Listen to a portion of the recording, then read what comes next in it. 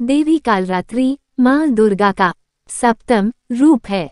माता अत्यंत दयालु कृपालु हैं।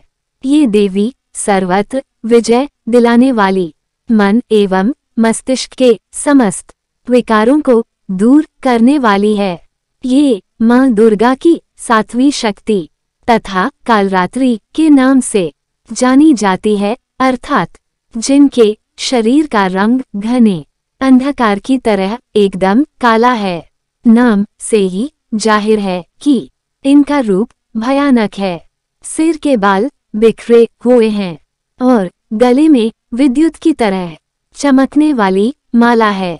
अंधकार में स्थितियों का विनाश करने वाली शक्ति है कालरात्रि।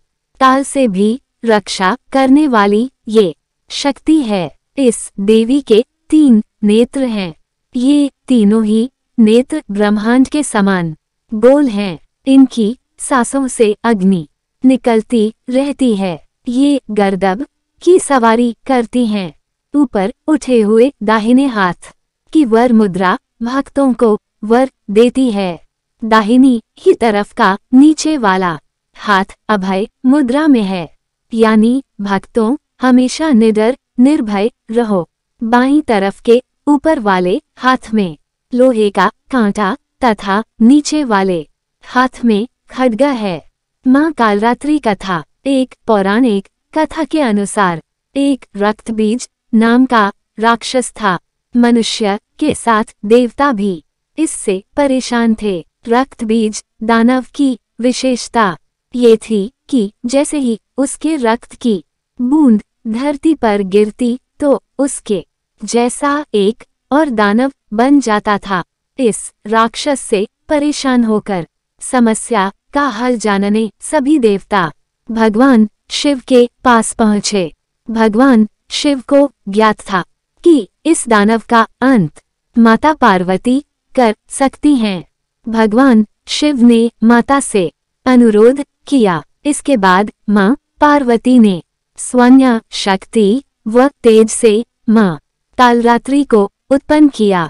इसके बाद जब माँ दुर्गा ने दैत्य रक्तबीज का अंत किया और उसके शरीर से निकलने वाले रक्त को माँ कालरात्रि ने जमीन पर गिरने से पहले ही अपने मुख में भर लिया। इस रूप में माँ पार्वती कालरात्रि कहलाए। इनका रूप भले ही भयंकर हो, लेकिन ये सदैव शुभ फल देने वाली माँ हैं।